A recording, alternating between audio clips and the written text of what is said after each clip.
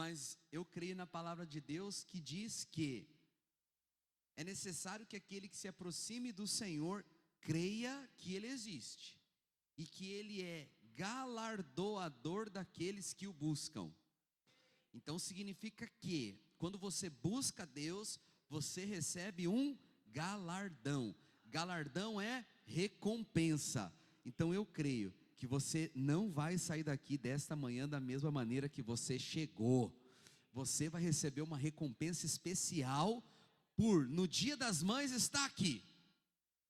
Glória a Deus. Fala para quem está do seu lado, você vai ser recompensado. Você crê nisso? Fala amém. Pega a sua mão direita para o céu, diga assim comigo: eu sou grandemente abençoado, altamente favorecido e profundamente amado. Diga, esta é a verdade da palavra, e é nisso que eu creio, no nome de Jesus. Quantos podem dizer amém aqui? Aleluia.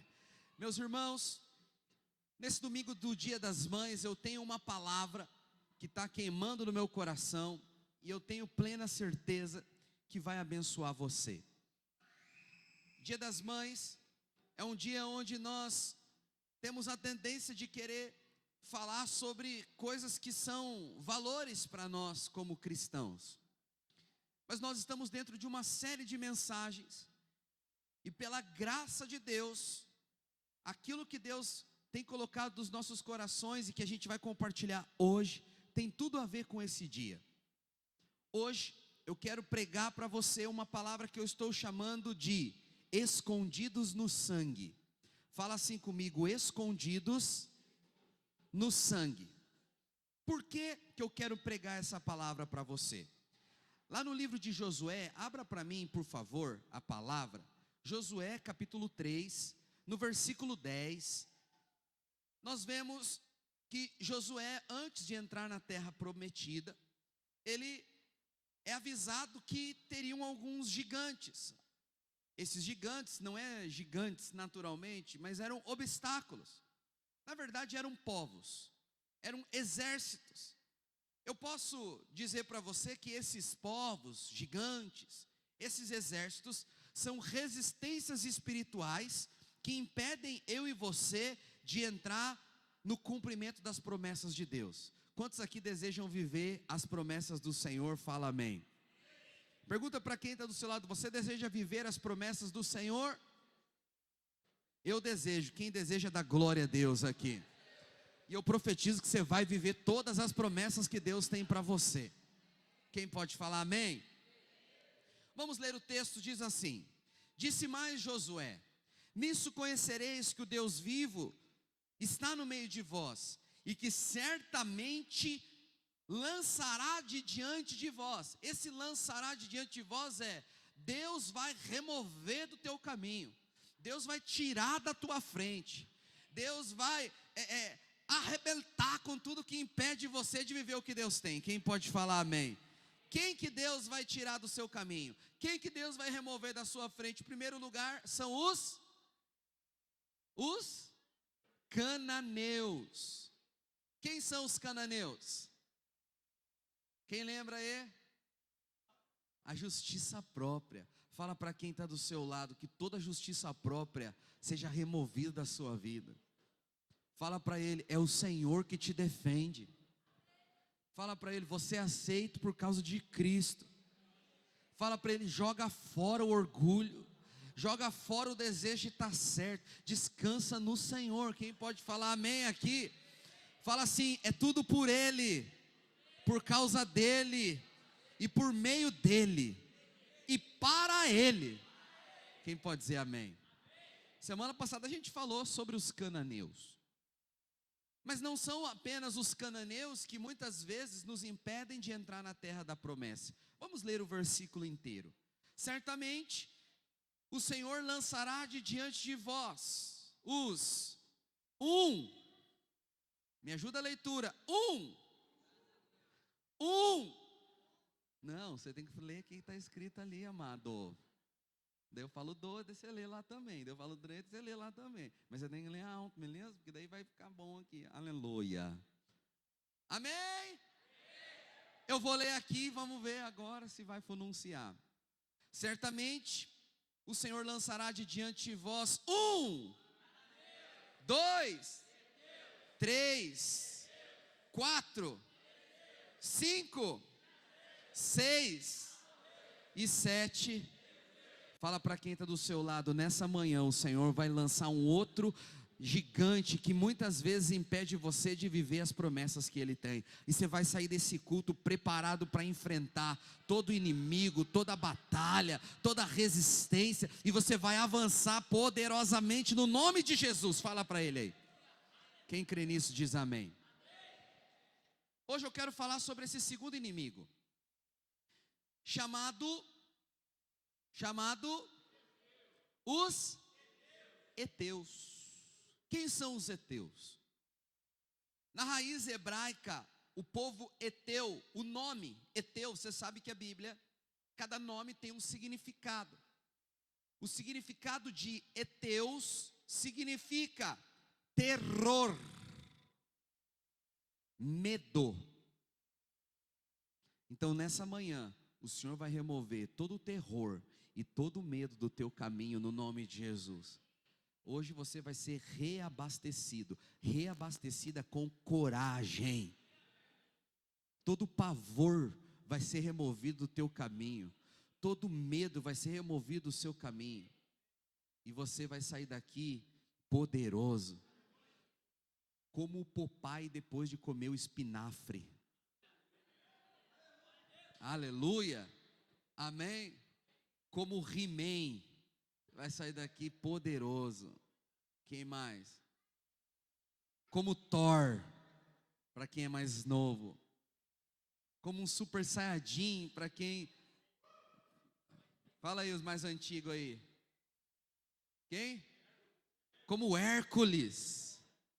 Quem mais? Como Jiraya. O Jaspion. Chuck Norris. Não, Chuck Norris não. Falam da tua época aí para nós, Eduardo. Fala aí. Noé. Tô brincando. Sansão. Aleluia. Quem crê nisso, fala amém. Você sabe, existe um salmo na palavra, preste atenção aqui. Existe um salmo na palavra de Deus que é muito conhecido por todos nós, que é o Salmo 91. O Salmo 91 esconde um segredo que nos dá coragem e ousadia para enfrentar todo o terror e todo o medo. Na caminhada em direção a Canaã, que é o lugar onde nós viveremos as promessas de Deus, vão se levantar os heteus. O medo vai tentar te parar. O medo vai tentar te amedrontar. O medo é o segundo inimigo que nós precisamos atacar e que nós precisamos nos posicionar de forma contrária. E Deus deseja que os seus filhos não vivam uma vida com medo. Deus deseja que você seja um filho que desfruta de coragem e, acima de tudo, de proteção. Porque quando há medo, não há fé.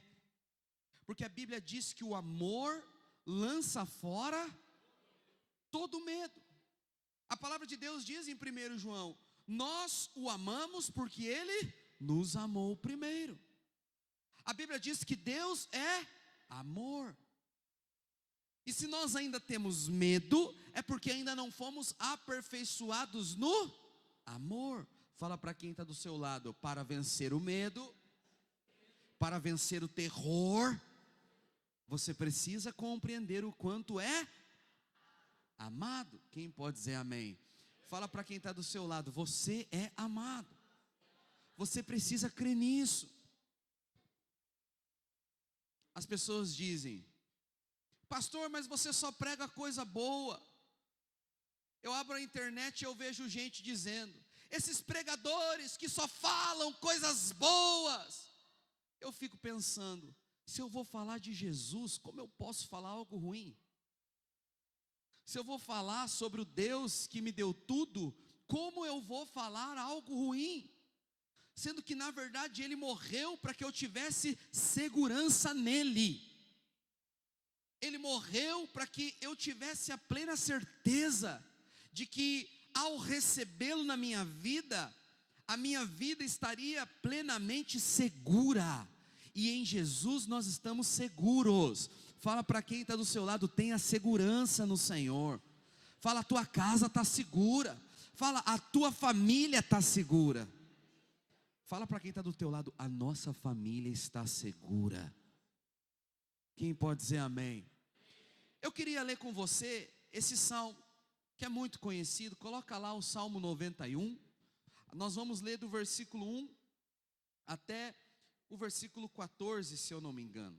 Vamos fazer a leitura do texto e depois eu quero comentá-lo. Diz assim a palavra de Deus: o que habita no esconderijo do Altíssimo e descansa à sombra do Onipotente, diz ao Senhor: meu refúgio, meu baluarte, Deus meu, em quem confio. Veja só, o salmista, ao iniciar o Salmo 91, ele fala 4 nomes diferentes de Deus. Jesus se apresenta, ou melhor, Jesus apresenta para mim e para você, Deus, como nosso Pai. Quem pode dizer amém? Mas Deus foi apresentado como Pai no Novo Testamento. No Antigo Testamento Deus tinha muitos nomes. O salmista aqui usa 4, em 2 versículos, dizendo que se nós estivermos escondidos no esconderijo, nós estaremos seguros. E depois a gente vai ler tudo que vai acontecer na tua vida e toda a proteção que vai existir na tua vida quando você estiver no esconderijo do Altíssimo. Fala para quem está do seu lado, essa manhã é a oportunidade para você se esconder no esconderijo do Altíssimo. Fala para quem está do seu lado, corre para o esconderijo do Altíssimo. Mas olha o texto, volta lá no versículo 1. Eu quero te falar quais são os 4 nomes de Deus. Diz assim o texto, verso 1. Salmo 91, 1 é o texto. O que habita no esconderijo do... Essa palavra Altíssimo, no original é El Elyon.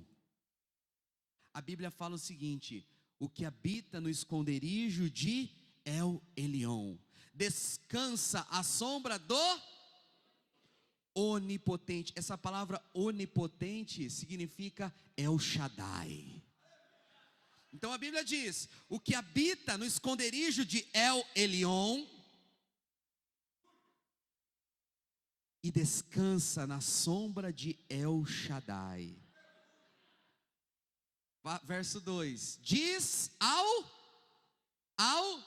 Senhor. Essa palavra Senhor no original é Yahvé. Eita glória. Veja só, volta ao versículo 1. O que habita no esconderijo de El Elyon e descansa à sombra de El Shaddai, diz a Yahvé, meu refúgio, meu baluarte, o meu... Essa palavra Deus no original é Elohim. Elohim. Vamos voltar ao início lá então, verso 1. O que habita no esconderijo de El Elyon e descansa à sombra de El Shaddai, diz a Yahvé, meu refúgio e meu baluarte, o meu Elohim, em quem eu confio. O salmista está invocando os 4 nomes de Deus, dizendo: eu estou escondido no esconderijo do Altíssimo, por isso eu descanso, por isso eu confio, por isso eu não tenho medo. Quando que nós venceremos o medo? Quando entendermos a importância e a maravilhosa proteção que nós temos em estar no esconderijo do Altíssimo. Quem quer estar nesse lugar, fala amém. Olha o que vai acontecer se você se esconder no esconderijo do Altíssimo. Pode passar o versículo. Ele te livrará do laço do passarinheiro e da peste perniciosa. Não, vamos ler de novo, verso 3. Quem aqui está no esconderijo do Altíssimo? Ele te livrará do laço do passarinheiro e da peste perniciosa. Cobrir-te-á com suas penas, e sobre suas asas estará seguro. Sua verdade é pavês e escudo. Você não te assustará do terror noturno, nem da seta que voa do dia, nem da peste que se propaga nas trevas, e nem da mortandade que assola ao meio-dia. Caiu 1000 ao teu lado, 10.000 à tua direita, mas você que está no esconderijo do Altíssimo não será atingido. Somente com os teus olhos contemplarás e verás o castigo dos ímpios. Pois, guarda isso aqui, hein? Mais alto, disseste, o Senhor é o meu refúgio. Por que o Senhor é o meu refúgio? Eu estou no esconderijo do Altíssimo. Pois disseste, o Senhor é o meu refúgio, e fizeste do Altíssimo a tua morada. Aleluia. Pode passar. Nenhum mal te sucederá, praga nenhuma chegará à sua tenda, porque os seus anjos darão ordens a teu respeito, para que te guardem em todos os teus caminhos, a tua entrada, a tua saída, tua frente, por trás, teus filhos, teu trabalho, tudo, absolutamente tudo. Quem pode falar amém aqui? Verso 12, não acabou não.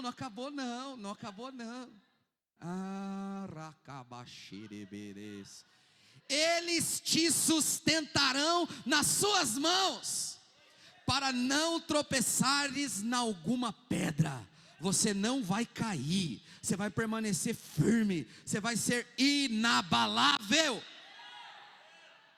Você vai pisar o leão e a áspide, calcarás os pés, o leãozinho e a serpente. Sabe, tudo que a gente está dizendo se resume aqui. Porque a mim se apegou com amor.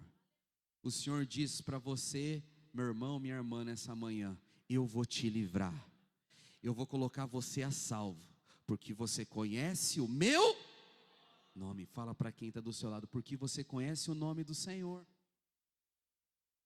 Ele te salvará. Quais são os nomes do Senhor? Nós já falamos aqui. O que habita no esconderijo de El Elyon e descansa à sombra de El Shaddai, diz a Yahvé: Senhor meu e Elohim do meu coração, eu estou seguro nele. Mas é interessante, olha aqui, podia até terminar a pregação, fala a verdade. Que salmo poderoso, Jesus amado. Mas veja só, quando o povo de Israel lia o Salmo 91, e quando o texto começa, coloca no versículo 1, por gentileza, dizendo assim, o que habita no esconderijo do Altíssimo. Essa expressão esconderijo do Altíssimo era muito conhecida em Israel.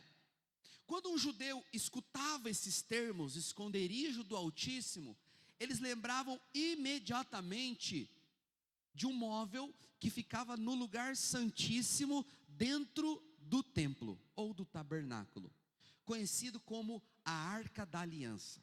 Quem pode falar amém aqui? Nós colocamos, queria que me ajuda aqui, Cássio, por favor, e o Luan, me ajuda aqui. Eu até peguei aqui das irmãs da equipe dos Radicais Kids para mostrar para os irmãos, vê aí se vai dar. Aleluia. Ergue lá para não. Aleluia. Os irmãos sabem o que é isso aqui? Nós estamos amplificando. Obrigado, irmãos. Era só para descobrir ela mesmo. Você estava com medo de não quebrar? Aleluia. Essa é a Arca da Aliança. Quando o povo de Israel quando eles viam essa expressão, o que habita no esconderijo do Altíssimo, rapidamente eles lembravam da Arca da Aliança. Por quê? Porque a Arca da Aliança era o móvel mais importante que existia dentro do templo de Moisés, dentro do tabernáculo. A arca aponta para a presença de Deus. A arca era o lugar onde Deus falava com o povo. Quem pode dizer amém? Eu quero passar um vídeo para você. Vai dar para passar aquele vídeo lá, gente? Coloca lá, porque eu quero explicar como que funcionava a arca e por que a Arca da Aliança está ligada com o Salmo 91. Para que você possa sair desse culto alimentado pelo amor de Deus, sabendo que você está seguro. Amém? Vai dar para passar? Pode colocar para nós, se der para apagar as luzes. É um vídeo curto. Eu queria que os irmãos pudessem ver bem. Essa é a Arca da Aliança, que era usada. Nós temos aqui uma representação, mas o vídeo vai ser bem precioso. A arca era feita de madeira. A madeira aponta para a natureza do homem, porque a arca aponta para Jesus. Jesus é 100% homem. Só que a arca era revestida de ouro. O ouro fala da natureza de Deus. Na tipologia bíblica, o ouro é a glória de Deus. Então Jesus é 100% homem, madeira, mas também é 100% Deus, ouro. E no livro de Êxodo 25:12 vai dizer isso. A arca também tinha ali esses reforços de lateral, onde eram usados para ser carregado. A presença de Deus tinha que ser carregada no ombro dos sacerdotes, dos levitas, daqueles que serviam ao Senhor. E em cima, ou melhor, dentro da arca, tinham três coisas: as tábuas da lei, dá para enxergar bem, a vara de Arão, que floresceu, mostrando que Deus escolheu Arão, e tinha um pote com o maná escondido. Essa arca foi coberta de ouro. Por quê? Porque Deus fez uma tampa para a arca, e em cima da tampa colocou dois querubins com asas. Preste atenção aqui. Esses dois querubins tinham asas que ficavam olhando o tempo todo para o centro da arca. Para o povo de Israel, essa imagem que você está vendo agora, as asas do querubim, é literalmente o esconderijo do Altíssimo.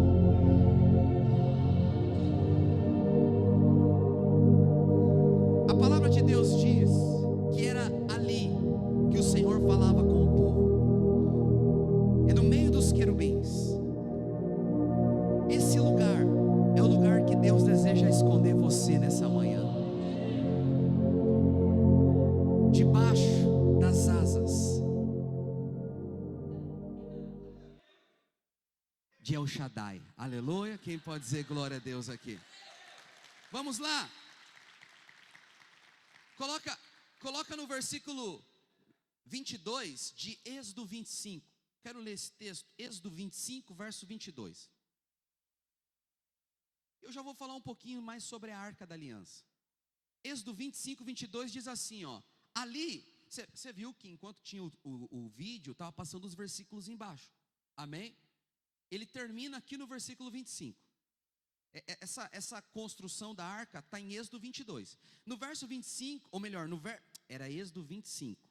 No versículo 22 fala o seguinte: ali virei a ti, e de cima do propiciatório, do meio de dois querubins que estão sobre a arca do testemunho, falarei contigo acerca de tudo o que eu te ordenar para os filhos de Israel.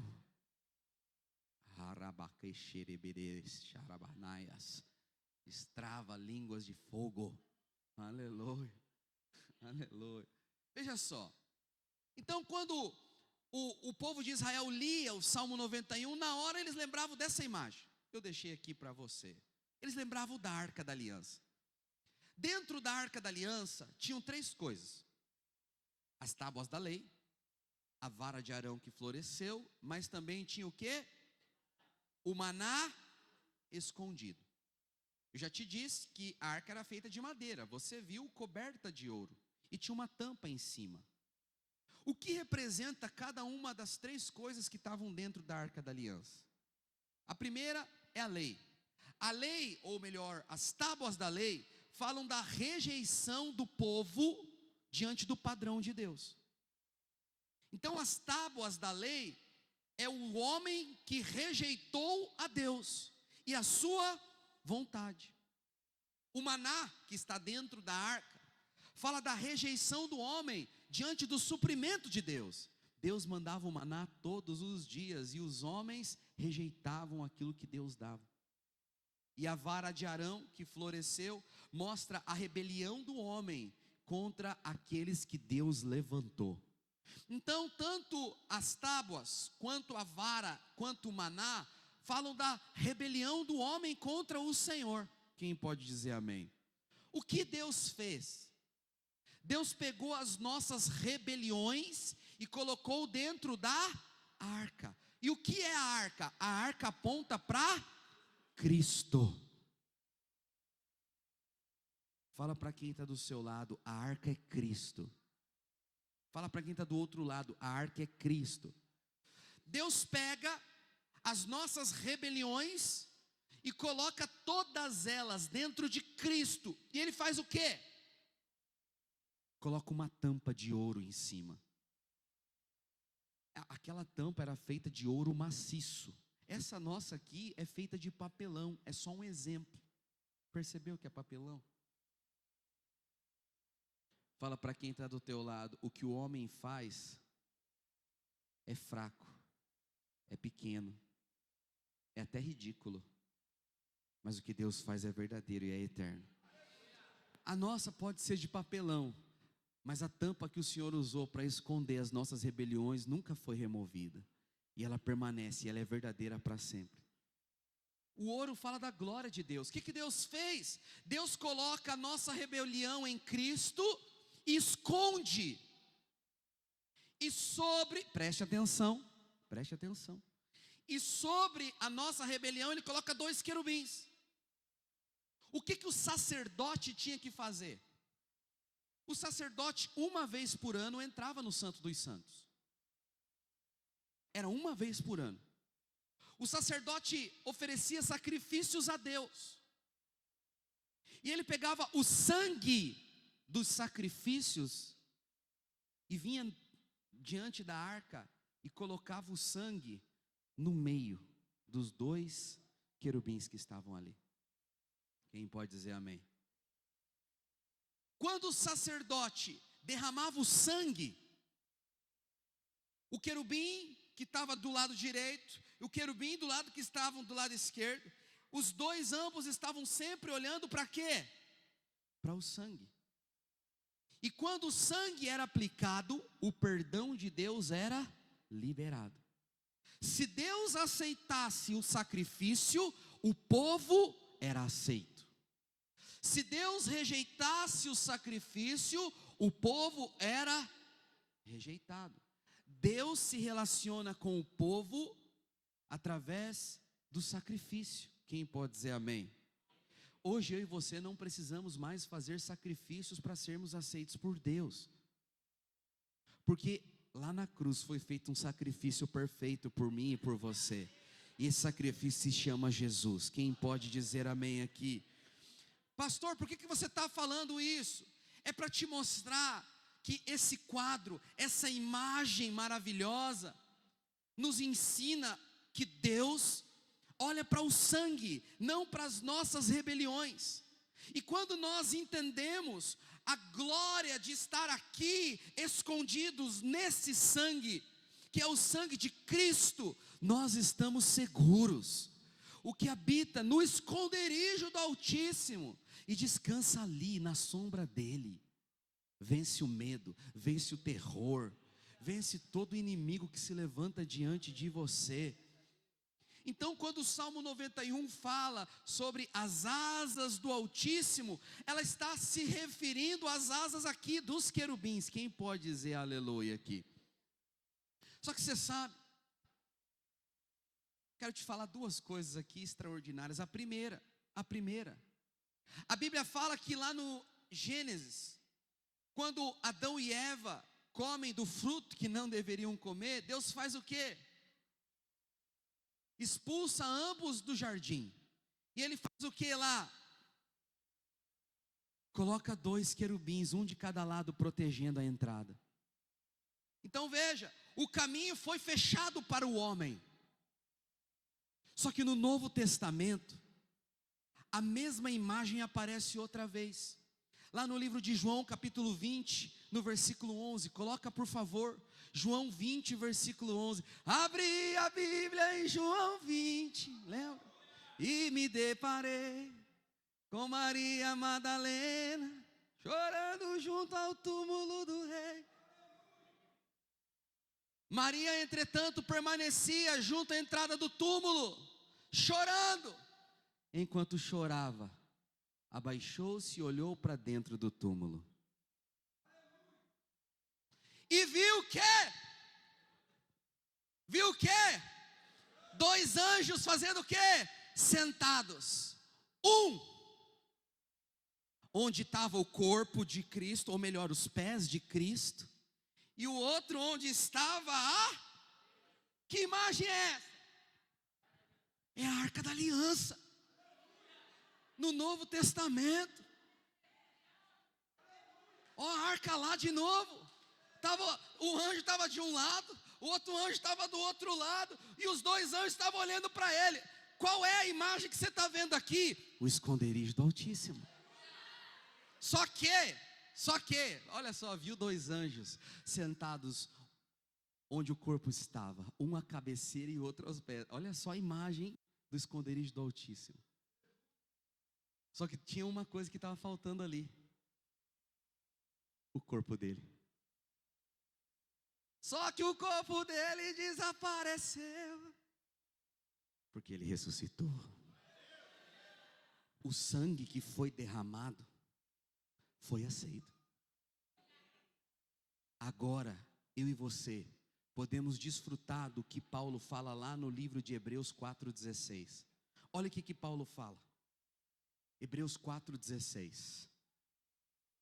Acheguemo-nos. Vamos ler juntos aqui? Vai lá, 1, 2, 3 e... Acheguemo-nos, portanto, confiadamente, junto ao trono da graça.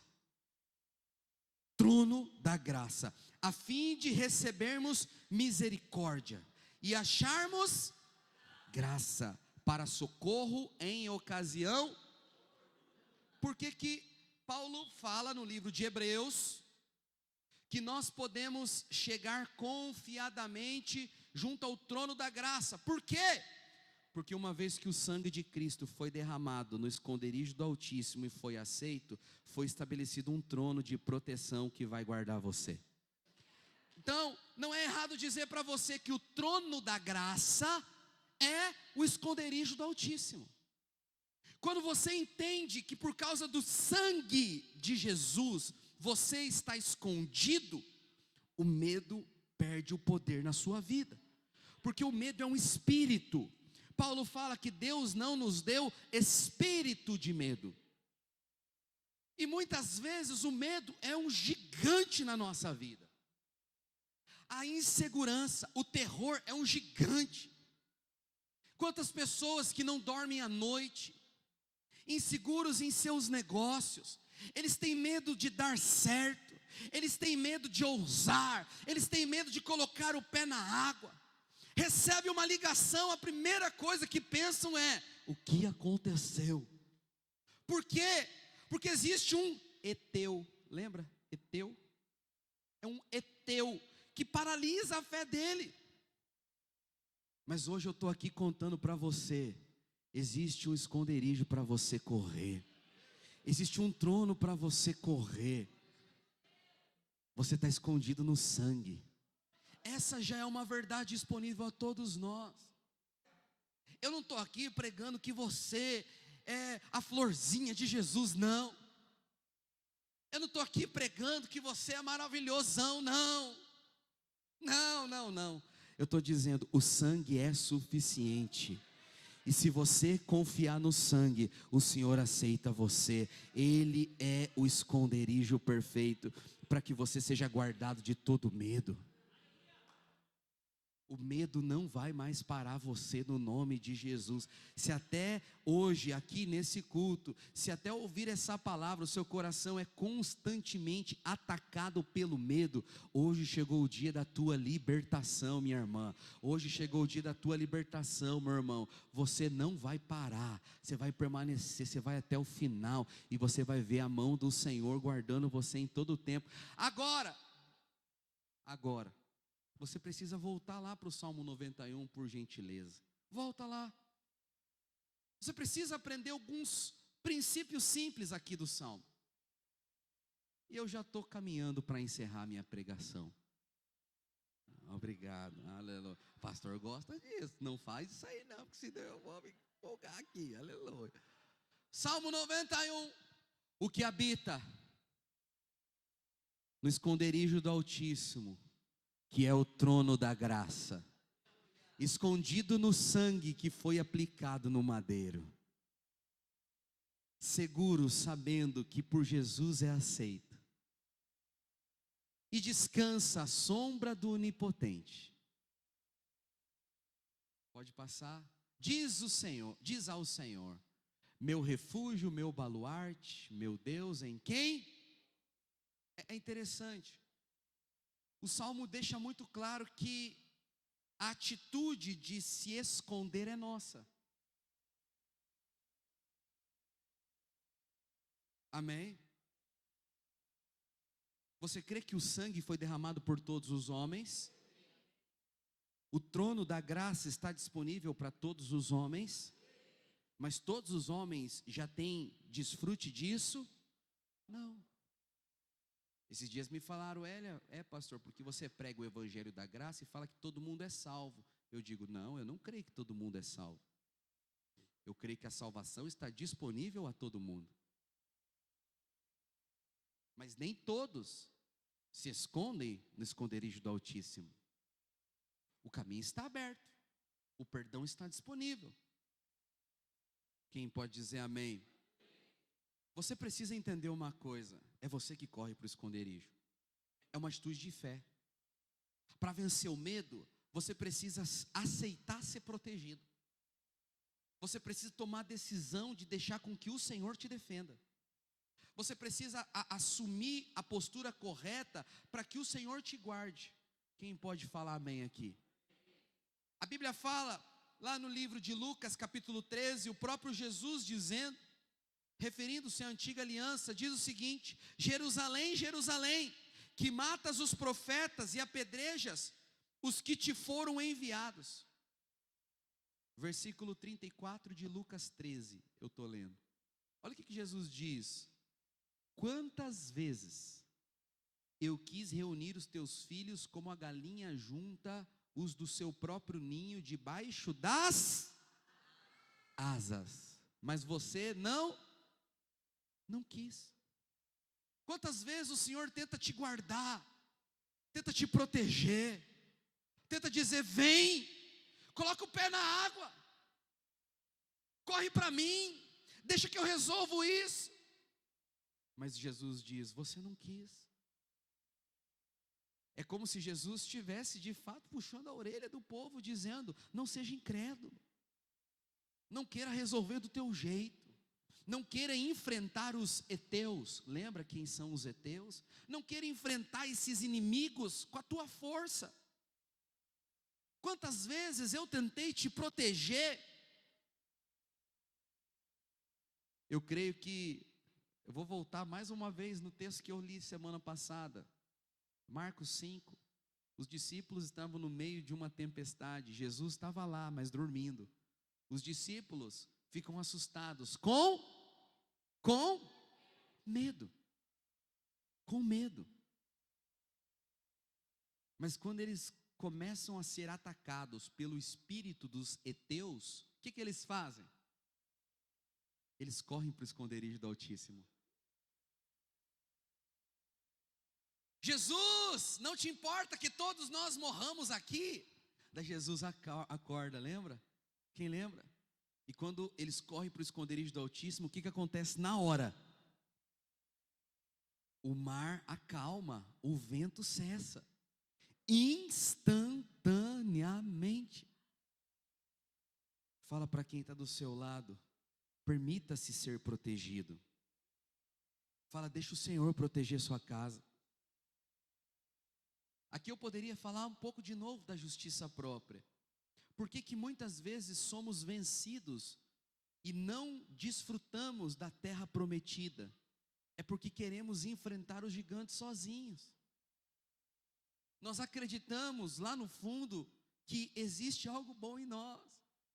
Nós deixamos de confiar na suficiência de Cristo. Nós somos cheios de armas, cheios de capacidades, cheios de conhecimento próprio. E quando fazemos isso, nós fugimos do esconderijo das asas do Altíssimo. Quantos aqui desejam entrar no esconderijo do Altíssimo? Diga amém. A primeira coisa que você precisa fazer, volta lá para o Salmo 91.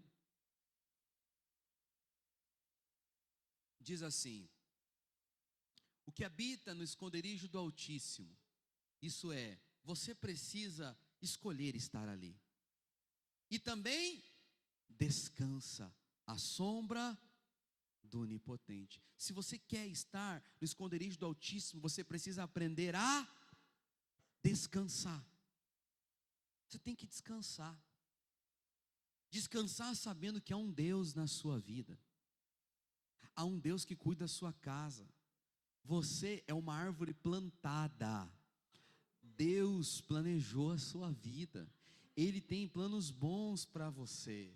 Ele não erra. Ele não colocou você aqui nesse culto de forma aleatória. Acredite em mim, você não está aqui nesse culto porque você escolheu vir, foi Ele que te trouxe. Acredite em mim, Ele tem cercado você de todos os lados. Só que você precisa descansar nele. Na Bíblia existem muitas imagens, muitas histórias narradas que demonstram o Senhor escondendo o seu povo.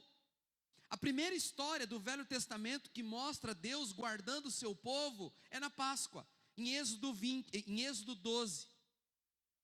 A Bíblia fala que o povo deveria sacrificar um animal na Páscoa, pegar o sangue do animal e fazer o quê? Passar o sangue nos umbrais da porta. Semanas atrás nós tivemos o culto de Páscoa, que é um dia muito especial.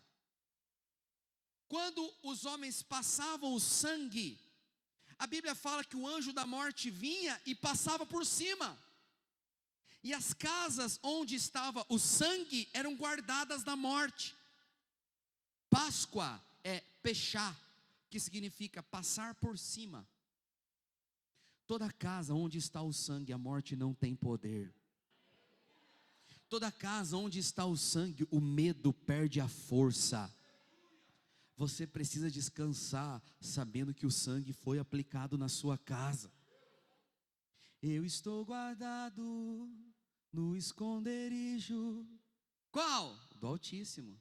Não estou sozinho, né? Tu estás comigo. Às vezes a gente canta, mas não tem profundidade daquilo que cantamos. Às vezes é só uma música que a gente fala e não presta atenção no poder que existe naquilo que estamos falando. Você precisa aprender a descansar, sabendo que sobre a sua casa está o sangue do Cordeiro. Você está escondido no sangue. O sangue te guarda. Eu sei. Às vezes nós achamos que quem nos guarda é o dinheiro que temos na conta. Não é. Esses dias eu conversando com o irmão, eu falei para ele: irmão, joga fora essa ideia de que o homem é o protetor, o provedor da casa. O homem não é o provedor da casa, ele não é o protetor da casa. O Senhor é o verdadeiro protetor, o Senhor é o verdadeiro provedor. Ainda que você fale, o Senhor não vai deixar você perecer. Todas as nossas inseguranças estão no fato que nós esquecemos que é o Elion, Elohim, é o Shaddai, o Yahvé nos guarda. A Bíblia fala no livro de Mateus sobre uma passagem onde Jesus está vindo de encontro aos discípulos no mar. Estava acontecendo uma grande tempestade. Eles acharam que era um fantasma. Lembram não dessa passagem, Mateus 14? Então Jesus fala: não tenham medo, sou eu. Sou eu. Fala para quem está do seu lado, quando estiver passando pela tempestade, encontre Jesus nela. Corra para o esconderijo do Altíssimo. Naquela hora, Pedro falou: é o Senhor mesmo? Sim. Então deixa eu ir contigo. Por quê? Porque Pedro estava querendo uma experiência com a proteção de Deus. Então Jesus diz para Pedro: então vem. O que Pedro fez naquela hora? Entrou no esconderijo do Altíssimo. E quando ele entra no esconderijo do Altíssimo, o que acontece? Ele anda sobre as águas. Porque quando você está no esconderijo do Altíssimo, até a física natural e a realidade natural precisa se curvar diante de você. Mas infelizmente, Pedro começou a prestar atenção nas circunstâncias naturais outra vez. E o medo volta a tomar conta do coração dele. E ele sai do esconderijo do Altíssimo. Então ele começa a afundar. Preste atenção. O medo sempre vai querer impedir você de subjugar as circunstâncias e os inimigos e os desafios e os levantes que estão na sua frente.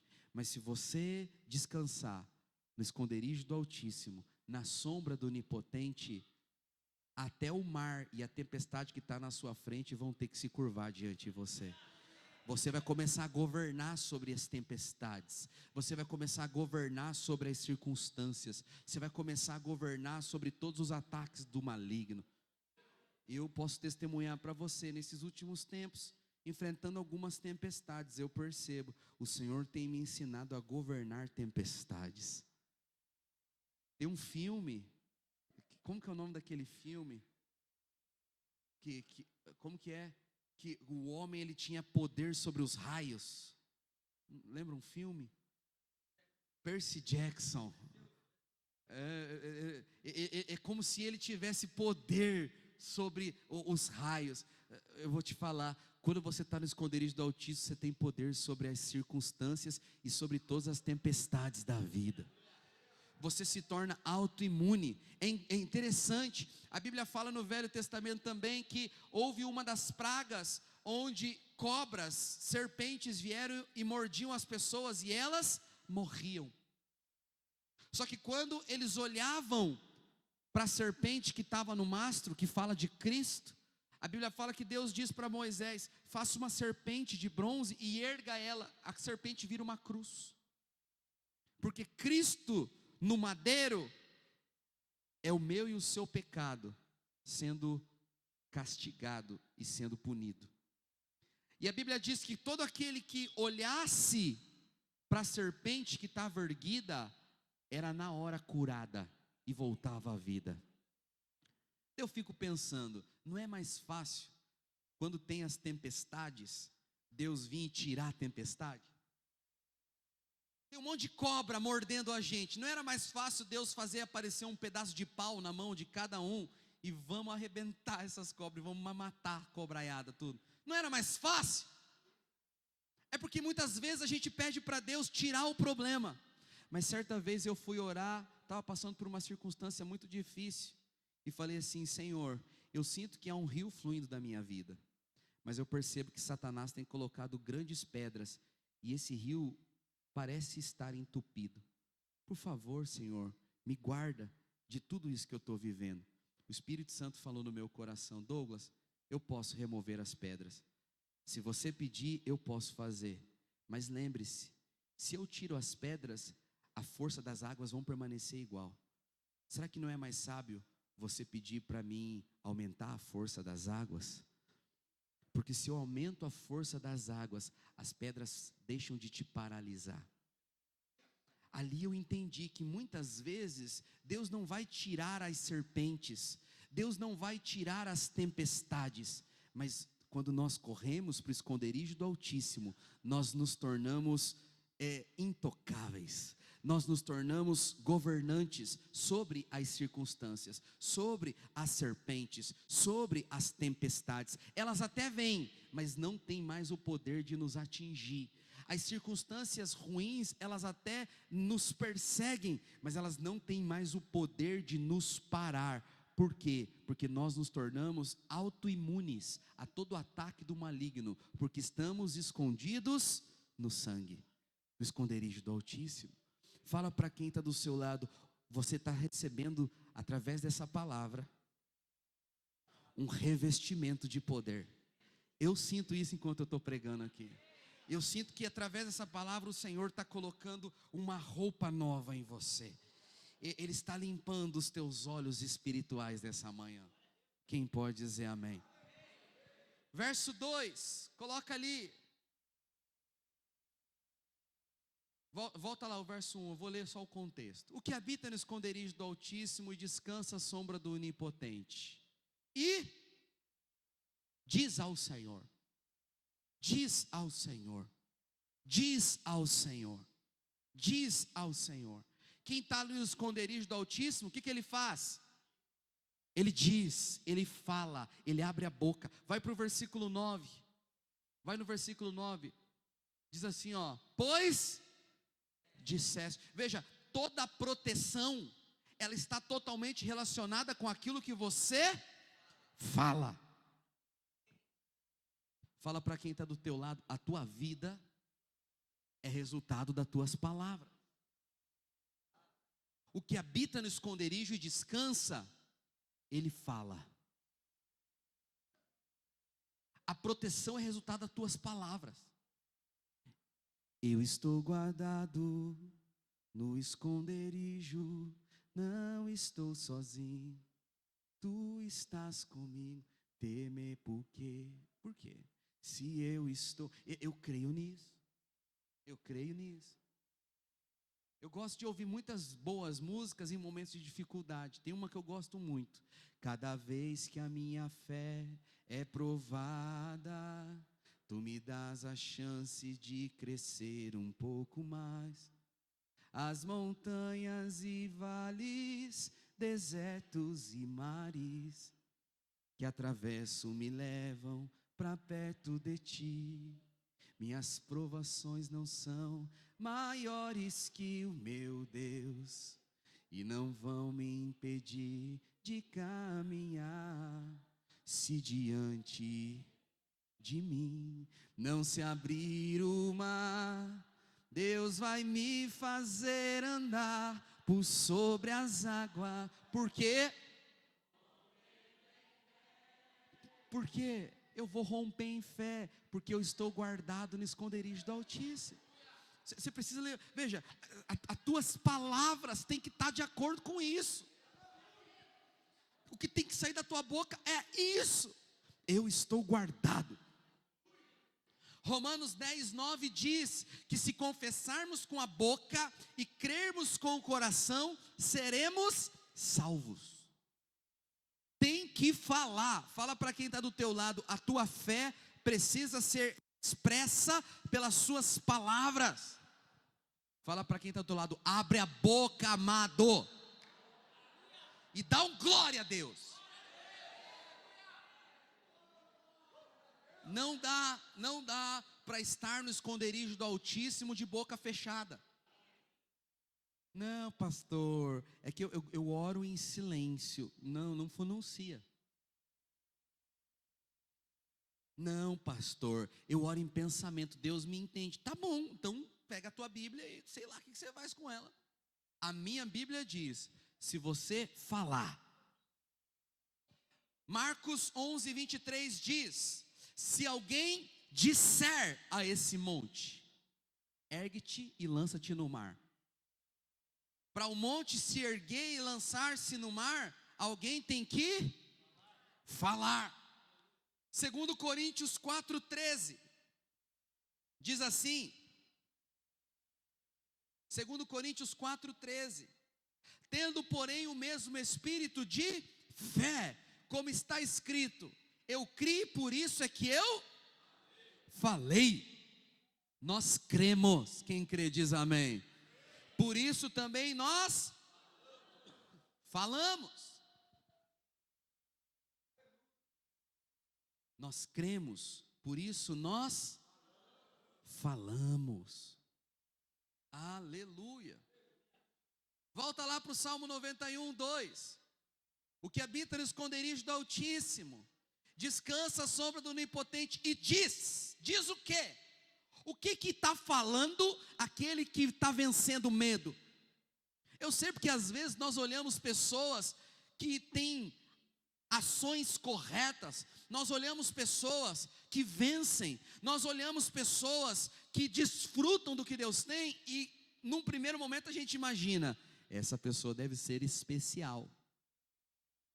Essa pessoa provavelmente deve estar mais perto de Deus. Ele deve ser mais escolhido do que eu. Ela deve ser mais importante para Deus do que eu. Não existe isso. Mas você quer saber o que está saindo da boca daquele que vence e daquele que desfruta das promessas de Deus? Aqueles que desfrutam das promessas estão sempre falando o seguinte: o Senhor é o meu refúgio, o Senhor é o meu baluarte, o Deus em quem eu confio. O versículo 3 diz assim, ó: Ele me livra do laço do passarinheiro e da peste perniciosa. O verso 4 diz assim, ó: Ele me cobre com as suas penas, e sobre as suas asas eu estou seguro. E a verdade dele é pavês e escudo. No versículo 4 vai dizer: a verdade do Senhor é pavê e escudo. Sabe o que é esse pavê? Não é de comer, não. Não é bolacha Maria com mousse, ou não, com creme de aleluias, ou glórias. Não é leite condensado com creme de leite. Não. Não é esse pavês que a Bíblia está dizendo. Esse pavês aqui era um escudo gigante. Preste atenção. Esse pavês, depois você pode procurar no Google, pavê no tempo das guerras. Pavês era um escudo gigante que era levado para as batalhas, onde vários homens erguiam juntos para se proteger de uma vez só. A Bíblia fala que a verdade de Deus é como um escudo gigantesco que nos protege todos de uma vez só. Mas não apenas um escudo gigante que nos protege, a verdade de Deus é pavês grande, mas também é escudo, porque a verdade protege você de forma individual. É isso que está saindo da boca de gente que vive as promessas de Deus. É isso que precisa começar a sair da sua boca para você viver as promessas de Deus. O Senhor é contigo, Ele está do teu lado da batalha. Ele é aquele que te guarda, Ele é aquele que te dá vitória, Ele é aquele que te escolheu, Ele é aquele que não te abandona, Ele é aquele que jamais te deixa. Quem pode dizer amém? Vai lá para o versículo 14. Tem muitas coisas que aquele que vive as promessas de Deus fala. O verso 14 diz, queria chamar os irmãos do louvor aqui também. Diz assim: porque a mim se apegou com amor, eu o livrarei, poloei a salvo, porque conhece o meu nome. Essa palavra apegou significa grudar e não largar mais.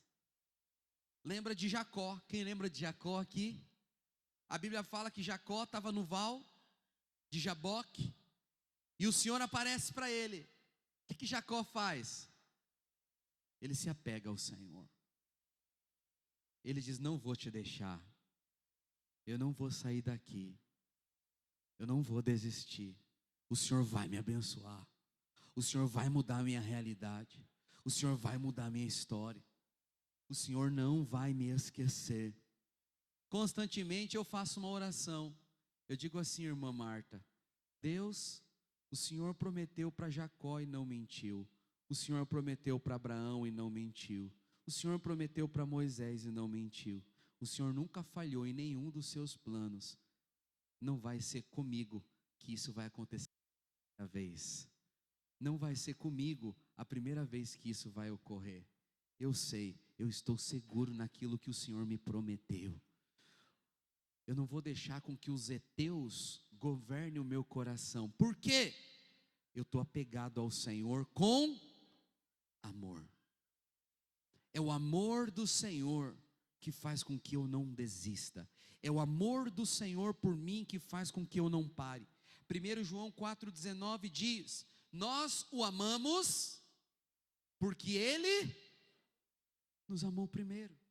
No verso 18, coloca lá, o verso 18 diz assim: no amor não existe medo. Antes, o perfeito amor lança fora todo o espírito heteu, porque estamos escondidos no trono da graça, no sangue de Cristo. Parafraseando na versão Douglas Dias atualizada e corrigida, grifo do autor.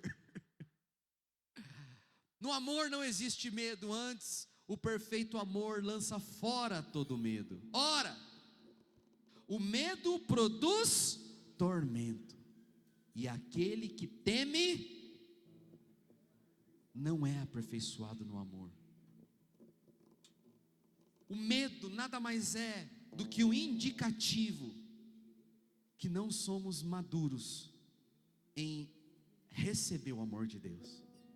Eu sei que nós achamos que pessoas que têm medo porque não treinaram, e é isso que dizem aí fora.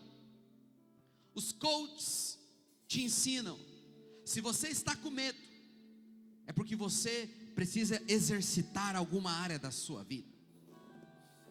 Se você está com medo, vá com medo mesmo.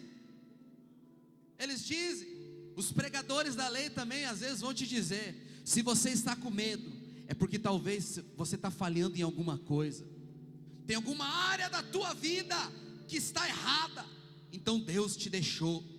Se você quer hoje ser corajoso, arrependa-se, confesse os seus pecados, então Deus te protegerá. Mas o texto da palavra não diz isso. O texto da palavra diz: o medo só está aí porque você esqueceu o quanto é amado. Arrepende sim, se arrependa. A palavra arrependimento é metanoia. Jesus começa o seu ministério dizendo: arrependei-vos, porque é chegado o reino dos céus. Por que Jesus diz arrependei-vos? Os pregadores da lei trazem isso para que o teu comportamento mude. Se arrependa, mude o teu comportamento. Não é isso que Jesus disse. A palavra metanoia é mudança de mentalidade. Arrependei-vos mude a sua forma de pensar. Para de confiar em si mesmo. Para de achar que é você que protege tua casa. Para de achar que é você que supre tua casa. Para de achar que você é bom. Para de achar que você vai dar conta. Se arrependa. Se arrependa de querer dar o teu jeito. Se arrependa de querer ser sempre forte. Arrependei-vos. Se arrependa de querer ser suficiente e não depender de Deus. Se arrependa de tantas vezes procurar argumentos humanos e culpados terrenos, e não correr de uma vez para o esconderijo do Altíssimo. Aquele que teme esqueceu o quanto é amado. Hoje é uma manhã de arrependimento. Eu queria que você ficasse de pé.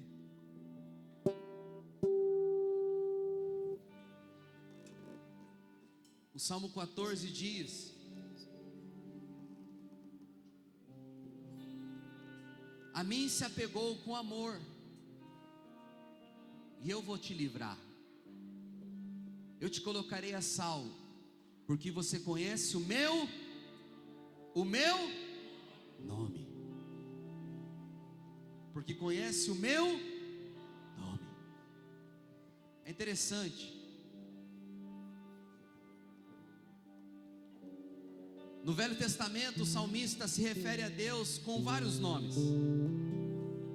El Elyon, que significa Altíssimo. El Shaddai, que significa Todo-Poderoso. Jeová, que significa Deus Criador. Elohim, que também é Deus Criador. Mas Jesus, quando estava na terra, todas as vezes que ele falava com Deus, ele chamava Deus de Pai. Pastor, tinha que terminar falando das mães. Glória a Deus. Mas eu quero terminar falando do Pai. Porque você conhece o nome dele, você estará seguro. Ele é teu Pai. E ainda o profeta diz que uma mãe que amamenta o seu filho no peito, esqueça dele, o Senhor não vai esquecer de você.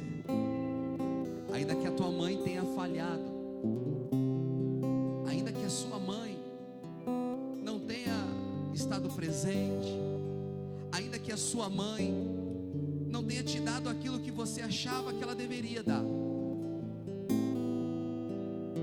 Ele é o teu Pai, e nele você pode estar seguro. Quem pode dizer amém? Feche os seus olhos nessa hora. Deixa o amor do Senhor te envolver. Feche os seus olhos. Deixa o medo ser arrancado por Ele.